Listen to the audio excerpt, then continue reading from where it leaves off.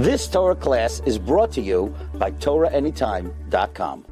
We are on chapter 3 of the Ramban, Nachmanides, in the Igeret HaRamban, the letter he wrote to his son.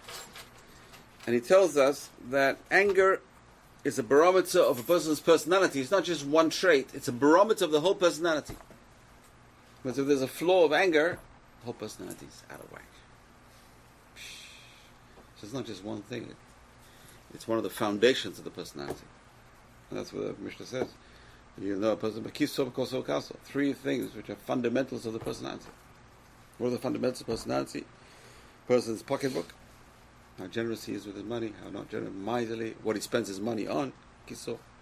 Kosto, how much he drinks, what does he drink for? Is he happy when the Knicks win, or he's happy when Israel wins? He's happy for a siyum, shas, or he's happy for something else. Kiso. And kaso, anger. What makes a person angry? So small things, big things, important things, not important things, Jewish things, not Jewish things. What makes him angry? So, a person who loses his temper is more than just that flaw of the temper. The temper is a sign of something bigger. It's a symptom of something bigger. So certain symptoms, the doctor will tell you, temperature, fever, it's more a sign of something else going on.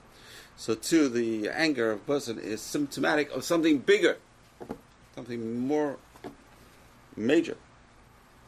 So when a person loses his temper frequently, he loses his rational sense. And therefore a person can have a breakdown between him and Hashem. He loses his connection to Hashem when he's breaking down his temper. He's breaking down completely. And therefore the Gemara says in Shabbat 105, a person who gets angry, Kilu Oved Avodah Zarah. It's like he worshipped out of anger, idolatry. It's like he worshipped idolatry. So, it's a famous Gemara here. This is a beautiful Gemara. The Gemara discusses, the Mishnah discusses the laws of smashing something. If you smash something on Shabbat, are you liable from the Torah or from the rabbis? Rabbis. It depends. If you're smashing in order to fix, from the Torah. If you're not smashing for the sake of smashing, rabbis. Okay.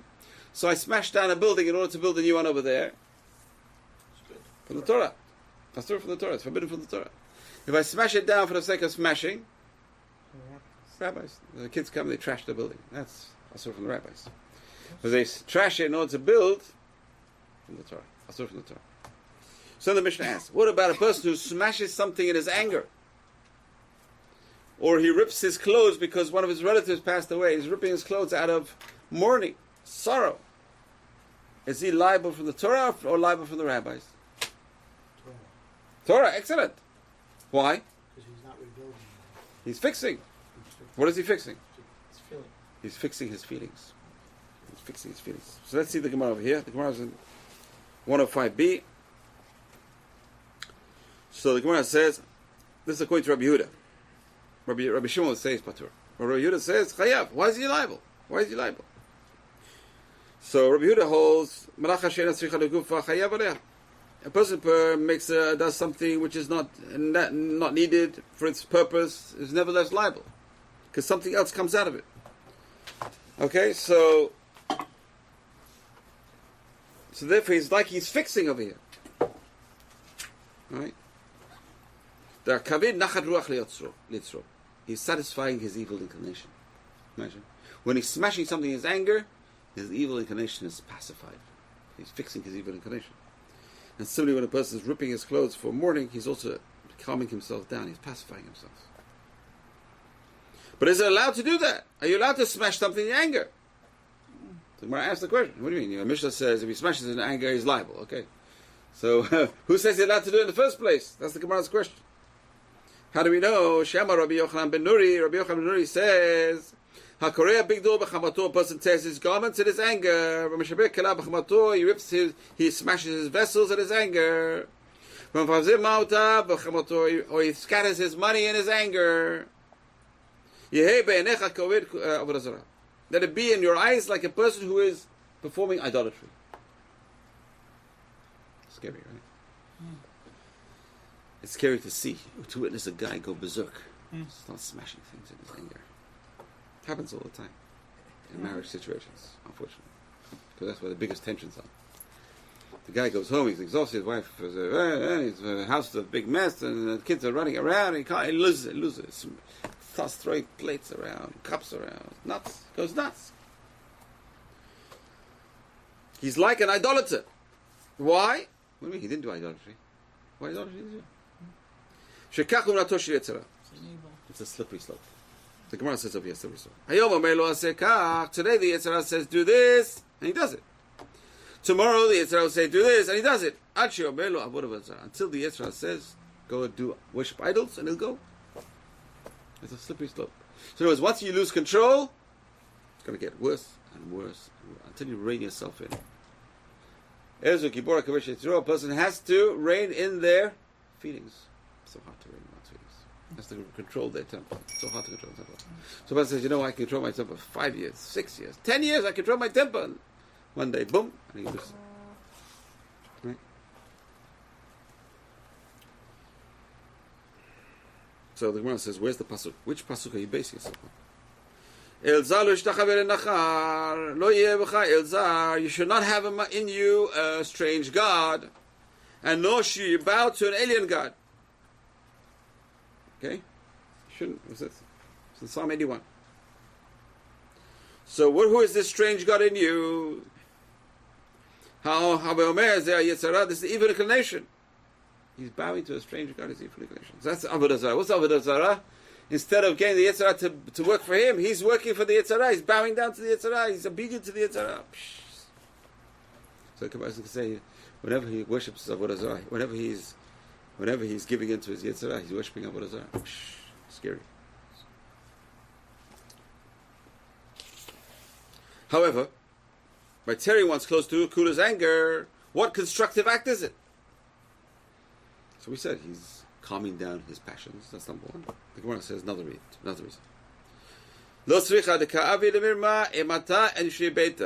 He's trying to do it in order to put fear, discipline into his household. His kids are running amok. His wife doesn't listen to him anymore. Wants to show them a bit of temper to get them under control again. It's interesting now. He gives us some examples of rabbis who would show that they lost their temper to put fear in their households. Purposely. But they were under control. They're under control. But they want to show, look at this, it's scary. Rabbi Yehuda, Ki had Rabbi Yehuda, Shalif Matziaviata. He pulled off the border of a garment. He ripped off the border of the garment to show his displeasure in his house. Daddy, what did Daddy do? Rav Acha Bar Yaakov broken utensils. Smart guy. Because he's in control. It's already smashed, so he smashed it. Rav Sheshet, Rabbi Leil, Amte, Binyana Aresha. Rav Sheshet threw fish brine at the head of his maidservant. He's not listening to his orders. Threw his fish brine at her. Don't try that on your way there. Rabbi Abba, Tabar Nachmata. Rabbi Abba broke off the lid of a pitcher. So all these cases, even though he did it on Shabbat, he is liable. Why? Because he's trying to teach a lesson with it.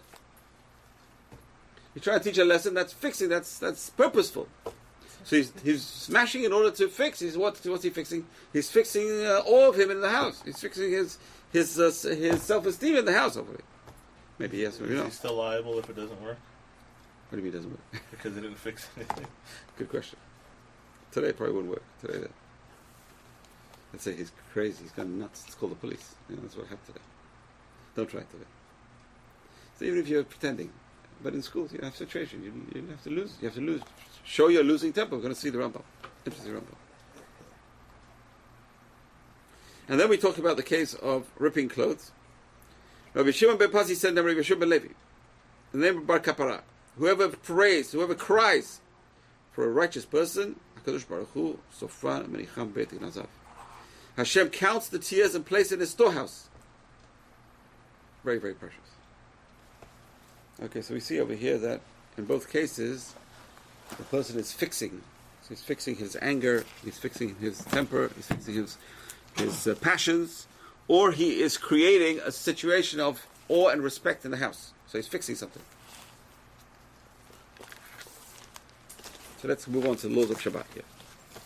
So this is Rambam Laws of Shabbat. Rambam says, So we know the famous case: a person rips his clothes in order to stitch 2 stitches.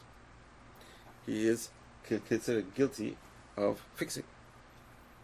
But if he's ripping his clothes in order to waste them, he is destroying, and therefore he is liable for the rabbis. Then it continues. A person rips his clothes with his anger, or on a dead person, that he has to mourn for. He's liable. Why? He's pacifying his mind. He's releasing his emotions, and now he's calm. So therefore he's liable. And he calms down his passions. So he's fixing his anger. Now his anger has subsided. So you just fixed himself by subsiding the anger. Amazing. And therefore he's liable. His anger subsided, he is liable. That's the Rambam says. Halakha. Halakha is a person who loses his temper and smashes things by losing his temper. He fixes himself. He's fixing himself. A person rips his clothes because he's mourning, he fixes himself. And therefore he is liable on ripping, which is normally he's not liable. He's liable from the rabbis. So he is liable from the Torah. Amazing, huh? Let's move on to the Rambam over here in Yesodei HaTorah. Hilchot Deot. The Rambam in Hilchot Deot talks about the traits, the character traits. So he says, generally speaking, a person should be always in the middle. The character traits. Don't be too happy, don't be too sad. Don't be too generous, don't be too mean. And then he says there's 2 traits you've got to be on the extreme. What are these 2 traits? Number 1.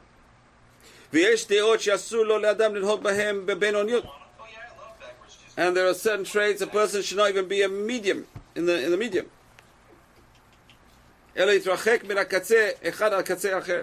He should go from one end to another end, to one extreme to another extreme.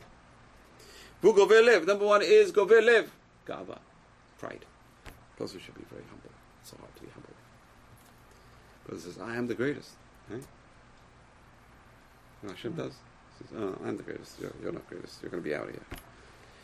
So, she'en derech tova she'adam ana bilvad. A person shouldn't just be humble. Look at this. Ela she'shafel ruach v'tiyeh ruach nemucha le'meod. The person should be very, very, extremely humble.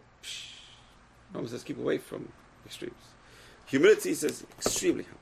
So hard to be extremely humble. So as we said, what is humility? Humility is saying, I'm great, but Hashem is what backing me. Hashem is behind me. Hashem is the one doing everything. I know I can do it, but only because Hashem gave me the power. Hashem is behind me. And therefore, Moshe Rabbeinu was, it says by Moshe Rabbeinu, Anav me'od me'kol adam. Moshe Rabbeinu was the most humble person around. Why? Because that's what you should be. We should model ourselves Moshe Rabbeinu. Moshe Rabbeinu wasn't going to an extreme, he was the ideal. Anav me'od me'kol adam. Well, wasn't there a story about Moshe Rabbeinu with his flock of sheep? Mm-hmm. With the lamb? Yes. But that doesn't prove his humility. Yeah, we're talking about humility. That proves he's a good shepherd. And that's why Hashem chose him to be a shepherd of the people of Israel. Yeah. Okay. The job of the shepherd is to run after the kids, the ones who are weak. Mm-hmm. To keep the strong from attacking them. In the case where he murdered the Egyptian, is that a sign of anger or humility? Very good. So number 1 is saving life. Right. Number 2, the rabbis say he didn't murder anyone. He said the name of God. And he died. He didn't kill him physically. So are you allowed to do that? The answer is preventing murder. You have to prevent murder. Did he do it with anger? Doesn't say he got angry. Doesn't say he got angry. Sometimes he gets angry. And that's when he hit the rock. That's the problem. Rambam says that was his punishment. He hit the rock. That was the problem. The problem was he lost his temper. Rambam. That's Rambam's opinion. Where does Rambam say that? Rambam says in his book, the 8 chapters. Rambam wrote a commentary on Pirkei Avot called the 8 chapters. And over there he says, Moshe Rabbeinu lost his temper and that's why he was punished. But normally he lost temper once in 40 years. Not bad, when all these people are driving him nuts. Huh? Not bad, huh? It was the directions. Got him upset. Yeah, they got him upset. They triggered the wrong things. It doesn't say he was just humble, it says he was very humble from all other people. And therefore the rabbis commanded us, be very, very humble. Whoever raises his heart is proud. He denies God. Why? I'm bigger than God. I'm bigger than God. Shneimar, it says in the Torah, you will raise your heart and you will forget the Lord your God. Right? Bar Kochva, he says, Hashem, I don't need your help. Imagine. Just don't help my enemies. Big mistake. Hashem, I don't need your help. Worst thing you can say. Hashem, we need your help more than ever. That's what we need to say. We need your help, Hashem, non-stop. Never ending. We need your help so much. We can't do anything without your help. We need your help. See how the Shmaya. That's why some people write Bet Samach Dalet on the piece of paper when they write something. Besiyat and Shmaya, with the grace of God, with the help of Hashem. We need Hashem's help all the time.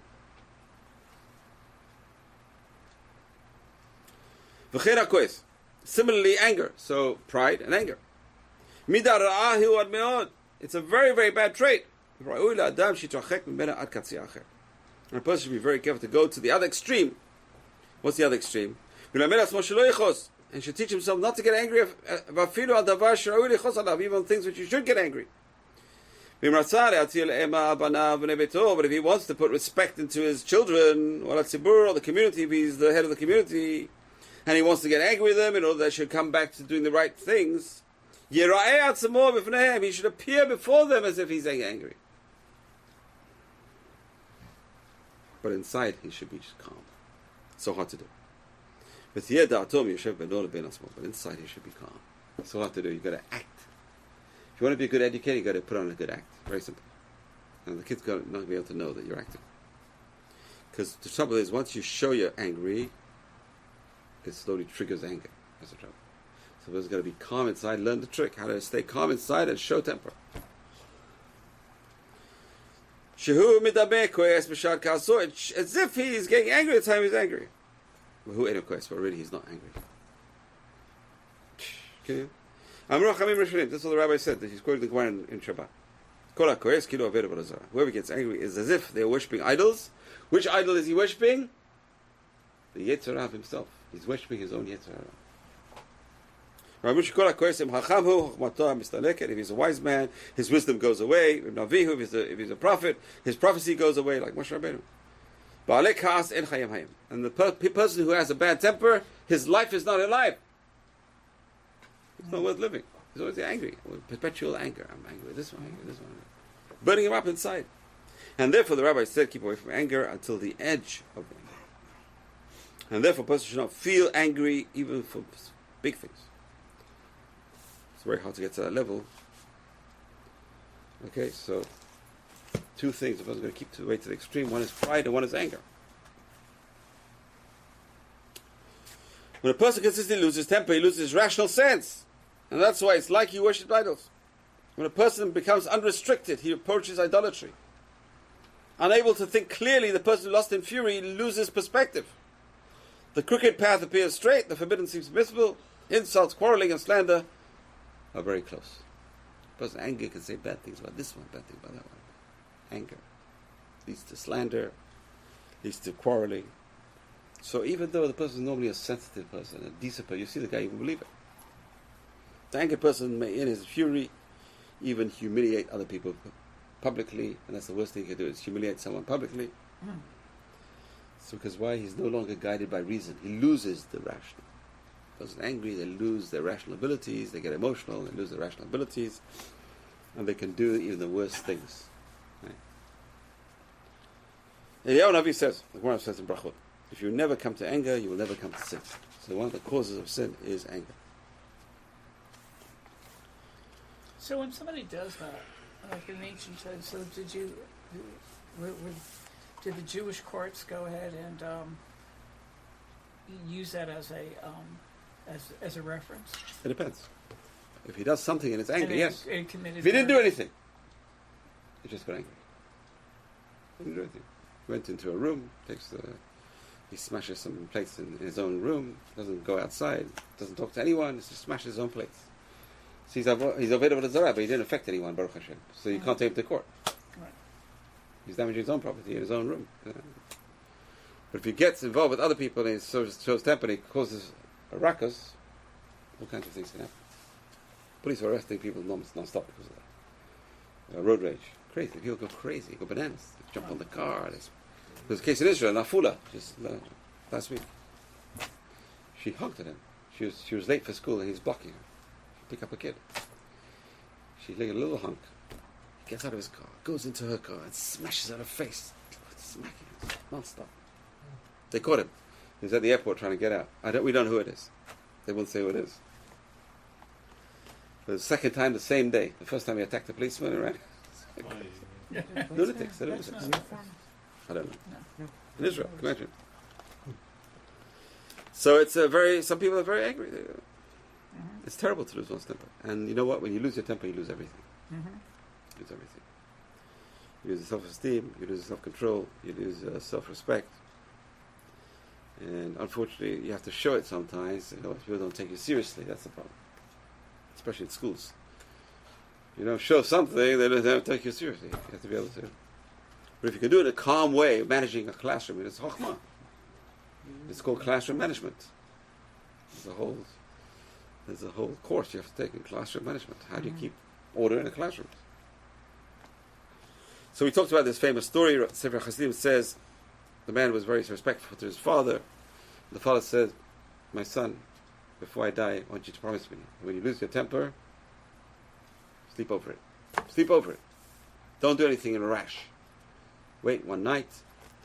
So he's promised his father.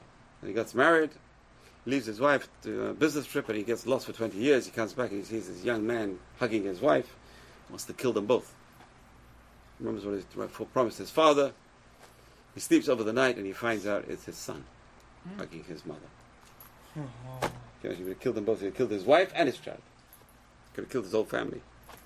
So therefore, by remembering this, you want to get angry? Hold it in, sleep over it. That's the best remedy. And also, if you're dealing with an angry person, I learned this from my rabbi in Israel, Rabbi Kasser. Amazing. Someone's angry, he says, "I can't talk to you right now. Calm down and come back to me."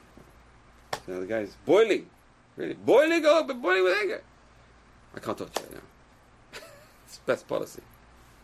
"I can't talk to you. You're in this state because you're out of it today. But here, don't say, I can't talk to you now. My policy is I don't talk to anyone with anger." That's it. Very simple. And very effective. Very, very effective. Because when the guy says he won't talk to me, and no point in shouting him, he won't talk to me. So anger is very evil. Anger does not remain inside itself. It affects those who live around it as well. Shlomo Melech says in Mishlei, chapter 22, don't associate with a person with a bad temper, unless you learn from his ways and you endanger your soul. Anger is contagious. You see a person with a bad temper, you'll get it as well. You'll also learn from him. And one's anger can also bring other people to sin. It's a famous Gemara over here in Gittin. It talks about Pelegesh Begivah. You heard of Pelegesh Begivah? It's a crazy case in Jewish history of a man who had a Pelegesh, which is similar to a wife. But let's not go into what is a Pelegesh, because it's a complicated figure. Machloket, Rambam, Ra'avad. He has a wife, and the wife ran away from him. And she goes to her father's house, and then he goes and tries to pacify her and him and say, "Listen, I want my wife back, give me my wife back."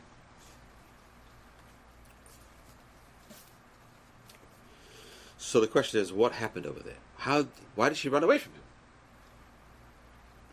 So Rabbi Yatta says, she ran away from him. Why? Because he found a fly in his food, and he went berserk. Right? So she ran away from him. She saw her getting angry, and she ran. She was so scared. She ran back to her father's house. That's one of them. Rabbi Yonatan says he found a hair, and that caused him to be angry with her. What's worse, to find a hair in your soup or to find a fly in your soup? Fly. No. Hair. Why is a hair worse? A fly, you can't help it. A fly flew into the soup, it's not your fault. But a hair came from her. You've got to be more careful. And they make the people wear, the chefs wear the hats, the head doesn't fall in the soup. So a fly, it's not her fault. Maybe the fly dropped in and a fly... I thought you meant on the eating part. Well, yeah, you're right. 100%. Eating a fly is much worse than eating a hair. 100%. 100%. Fly could be 4 or 5 lavim, different laws. But what's worse for the woman? A fly or a hair in the soup? So there's a big machloket over here. where the hair was, but let's not get into that. Let's just say it was in the soup. Baruch Hashem. Okay. I'm not going to talk about it right now. Okay. But there's other opinions. It wasn't in the soup, or somewhere else. And now what happens? Who is right? Rabbi Yatar met Eliyahu Navi. Rabbi Yatar asked him, what is Hashem doing now? And Eliyahu Navi says, he is busy in the sugya of Pilegish Regiva. He's discussing this case exactly. And Rabbi Yatar says, what is he saying?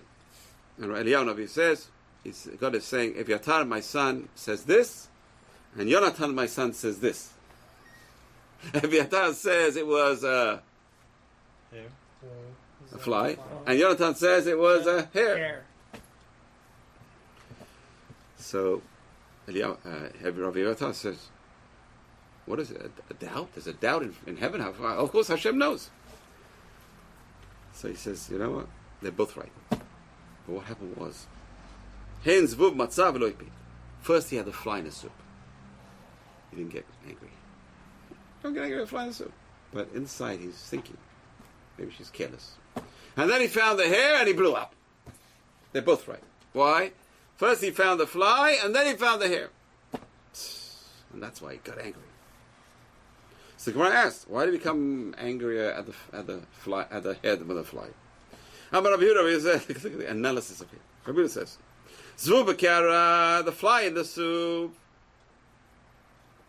You can't help it, the fly flies in. Nima, but a hair. The fly was really disgusting, but hair is now a sign of whatever. Okay. You can look at this Gemara later on. Others say no, it was both in the plate. Let's go to this other opinion. Okay, one opinion says the hair was in a different place. Both the fly and the hair were found in the plate. So a fly is an accident. But a hair was carelessness. That's why he blew up when he found the hair. So what does the Gemara learn from here? A very, very important rule. Leolam al yatil adam ema yetera b'toch beito. A person should not put too much fear into his household. Every small thing, he blows up. Everything small, he blows up. He comes home from shul on Friday night. Where's the food? Not ready. Where's the table? Screams. He's causing excessive fear, and that led to tens of thousands of Jews dying for Pelegish Mikvah. She ran away from her husband. She comes back, and eventually, you know the story, and leads to a civil war between the tribe of Binyamin and the other tribes, and there's thousands and thousands of people died because of that, because of the fear he put into it. Rabbi Yehuda says the name of Rav. A person who instills excessive fear in his household, he comes to violate three major transgressions. Gilui arayot, he'll have forbidden relations with who? The answer is his wife. For some reason, didn't go to the mikvah. So he comes home. Why did you go to the mikvah? Screams at her, shouts at her. Next time she's going to, even if she doesn't go, she's going to say she went. And he'll have relations with her and she's nida. So he's going to transgress Gilui arayot. Imagine. It was too cold to go, it's freezing. So in those days, you go to a cold stream in the middle of winter. So she can't tell him the truth, it's too cold. My husband, I don't understand. I'll go tomorrow and I'll go when it warms up, whatever. He'll scream at her, so she said, I went. And he'll sleep with her, and he'll transgressing laws of Gilui arayot, of uncovering nakedness of a nida, even though she's his wife. Number two, shfichut damim, he'll transgress bloodshed. Maybe she'll run away in a panic from her husband and she'll fall to death. She'll trip over and she's running away from him and she's so scared she's running away and she won't see where she's looking and she'll fall and she'll die. Terrible. And lastly, Chilul Shabbat. It'll lead to Chilul Shabbat. Why? She knows if he comes home and he doesn't find his food ready, he's going to go berserk, so she'll cook on Shabbat. He's going to cause her to break Shabbat. He's going to cause her to die. He's going to cause her to sleep with him when she's leader. Amazing, huh? Mm-hmm. So too much fear.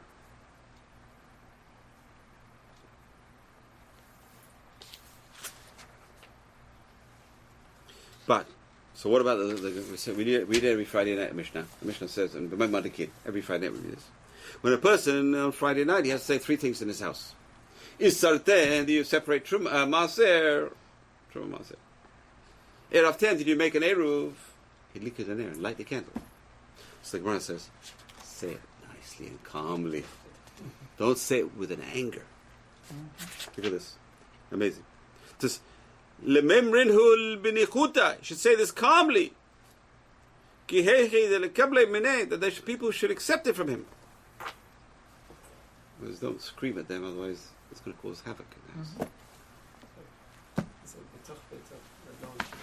Yeah, halavai.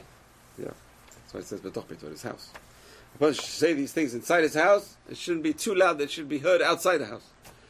You know the joke. The joke is: first year of marriage, the wife listens to her husband.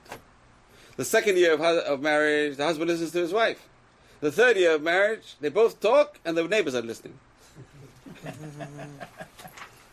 It's a joke, but it's true. They're both talking and the neighbors are listening.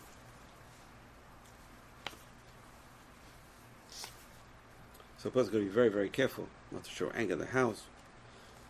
Rashi says, a wife who lives in fear of her husband may, in order to protect herself, come to light candles or finish cooking after the onset of Shabbat. So he's causing her to sin. He's causing himself also to get involved, sinning. Okay. Now we come to this concept of a person who gets angry is like he worshipped idolatry. What does it mean? So we had one answer is the idolatry is he's worshipping his own Yetzer Hara. He can't control his Yetzer Hara, he control his evil inclination. And whoever flares up in anger, kol minei Gehinam shotim. All kinds of Gehinam have power over him. What does that mean? All kinds of Gehinam have power over him. So first explanation is Rabbeinu Nissim. Rabbeinu Nissim is a commentary on the Gemara, the Ran. Usually it's in the back of the Gemara on the Rif, Rabbi Yitzchak Hafasi.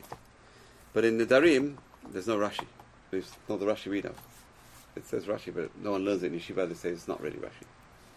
You can tell by the length it's not Rashi. And so on one side they put the Rosh, on the other side they put the Ran. The Ran is also on the side of the page. So Ran says in the Darim, a person who surrenders to his rage, it leads to loss of self-control, it leads to loss of restraint, and leads to severing the bond of belief in Hashem. And then he's open now to devastating consequences of sin, which is Gehinam. Gehinam is a consequence of sin. So by losing his temper, losing his self-control, he's opening himself up to more sins. When he more sins, he's in Gehinam. That's it. Rabbi Levovitz, Rabbi Yerucham, he was the Mashkiach of Mir Yeshiva. Rabbi Yerucham Levovitz, very, very famous. You had his grandson, or you had his son? His grandson. Also, his teacher was his grandson. Where? Rabbi Levovitz. He was an old man already, so because you see, his grandfather was in Mir Yeshiva. Very, very famous. And his merit really carried the yeshiva through. Him and Rabbi Chaim Shmulevich. Miracles, miracles, miracles. How they escaped from Lithuania. The only yeshiva that escaped completely from the Holocaust. Wow. And where did they go? Shanghai. There was a Sephardic man in Shanghai, a very rich man. He had a dream. In 1933, build a big shul. His father came to him in his dream. Build a big shul, because a lot of people are coming. Empty. Shanghai's empty. It's hardly any Jews there. He builds a big shul. When the Mir Yeshiva gets there, they find it's exactly the same amount of seats as they had. People that applying. It's a miracle. Really, that whole yeshiva had tremendous siyata shmayim. Tremendous siyata shmayim. 2 yeshivot escaped. One yeshiva, Slobodka. They moved to Hebron. Baruch Hashem. It's good and bad, but they got caught in the 1929 riots in Hebron. So they had about 30 people. But the whole yeshiva survived, and today it's called Yeshivat Hebron. If you go to Yeshivat Hebron and give up Mordechai, amazing yeshiva. I tell you, one of the top yeshiva. I hold it's one of the top yeshiva because my rabbis came from there. I know they knew that. That was in Yerushalayim. Huh? That was in Yerushalayim? Yeah, give out to Mordechai in Yerushalayim. Nice. And when Hebron was conquered, don't forget, and go by the Jordanians in Machshemon. They moved to Yerushalayim. Terrific yeshiva, terrific, really terrific yeshiva. There's the old Slobodka. So Slobodka and Mir survived. 2 big yeshivot survived. Was Slovakia in Lithuania also? Yeah, Slobodka moved. They moved to Hebron, Baruch Hashem. They made Aliyah. The Vilna Gaon said many hundreds of years ago, he said, move away from here. There's going to be a murder over here. Go to Israel. Him and the Baal Shem Tov, it was interesting, even though they clashed. They both said the same thing to their followers. Go to Israel. Wish more people listened. Mm-hmm. They'd have all survived. They moved to Israel. It's interesting. I'll give you Rav Shach's story. He went to find out. He wants to move to Israel. He goes to a great rabbi, I can't say who, I want to move to Israel. He says, you're crazy. It's like a wilderness over there. So he survived and the other guys didn't. They thought Israel was a wilderness. So, make it into a Gan Eden. You make it into a Gan Eden. Anyway, it's tragic how people lost their lives. There was no clear guidance. That's trouble. Rabbi Yerucham says, through anger, the pain of Gehinnom becomes real even in this world. The burning emotions of anger, depression, frustrations are hell in this world. There's the hell of one's own creation in this world. The person can't control himself. He's angry all the time. He's in hell. He's in a hell of his own making. Horrible. But sometimes we create our heaven, and we can create our own hells. It's all perspective. Imagine. A person can be enjoying life, and the person can be saying it's hell. Like today. I passed this guy on the street. This guy says, this is my kind of weather. He's in heaven. And all guy say, hey, it's hell over here. It's 100 degrees. All perspective. You know, it could be worse. It could be better. Don't dwell on it. Don't go crazy about it. Number 3. The greatest danger of a hostile disposition. It prevents others from offering constructive criticism. No one wants to criticize the guy who always gets angry when you criticize him. And what's going to happen? No criticism. He's going to do worse and worse and worse and worse. He's going to go to hell eventually. That's the third explanation. The fourth explanation. This is Sefer Haredim. He writes, the delicate soul, a celestial fragment of the Almighty, cannot tolerate anger. The neshama is talking about. So it's nefesh, ruach, neshama. When a person succumbs to uncontrollable rage, his soul departs, leaving behind a deathly vacuum. Kind of spiritual suicide. And you feel it. You feel this. A person's going to be sensitive to know when the neshama is there, when the neshama is not there. It's a sensitivity. So you feel sometimes. Sometimes you feel spiritual, sometimes you don't feel spiritual. But did something, you feel, I lost something. I lost something. One who surrenders to anger is committing a suicide. He writes further, if one lost a beautiful flower, we madness for him to react by breaking a precious object worth thousands of times more than the small flower. Similarly, first the person loses his temper, and that shatters his peace of mind. The peace of mind is worth thousands of dollars. A commodity far more precious than relatively trivial loss which triggered his anger. So he lost something, he got angry, but that anger ruined his peace of mind. And that peace of mind, money can't buy that peace of mind. So that's hell. That's hell on earth. The person who has no peace of mind is in hell. So true. It's so... Rabbi Yisrael Salanter, look at this story. This is an amazing story. Rabbi Yisrael Salanter. Rabbi Yisrael Salanter was a founder of the Muslim movement. He's a very big Baal Musar himself. So he was living in Berlin, and a visitor came and visited him. One of his students came to visit him and saw him very upset. He said, Rabbi, why are you so upset? So he says, I went to the local Beit Midrash, and I used to study over there, and today I saw they're making changes. And those changes drove me mad. So the visitor says, are the changes that bad? He said, no. Nevertheless, I felt anger. I saw the changes, I felt some anger. Did you speak to anyone about that? I won't speak to anyone when I'm angry. No one but myself knew of my anger. But when a person gets angry, it's as if he's worshipping idols. I don't want to be in that position. So since I had felt some anger, he's judging himself. Rabbi Yisrael Salanter is a great man.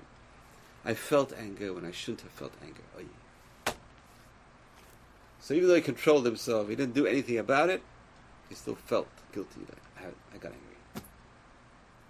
Very high level. This is very high level. The person says, you know, I had anger and I controlled it. I feel good about myself. No! The fact that I felt it in the first place, there's a failing over here. That's what he said. But he's a very, halavai, we can control ourselves and not show it. And pat yourself on the back. We're not Rabbi Yisrael Salanter over here. So it's a very important idea, this idea of not losing temper. We just want to finish off on this. A philosopher once commented, most men endure lives of quiet frustration. So true. A lot of people are just frustrated. Why? I wish I got that job. This guy got promoted over me, and this one's the millionaire, and this one's this, and I'm a failure, and I'm frustrated in my life. My wife doesn't listen to me. My children don't listen to me. I'm failed with this one. I failed with that one. I'm frustrated. See, even though a person maybe look good, looks like they have composure, inside their mind is a turmoil. There's a turmoil going on inside. Their hearts overflow with bitter disappointment. You know what? I can think back in my life. I wish I bought that house. I wish I invested over here. I wish I did this. I wish I did that. Everyone has something inside.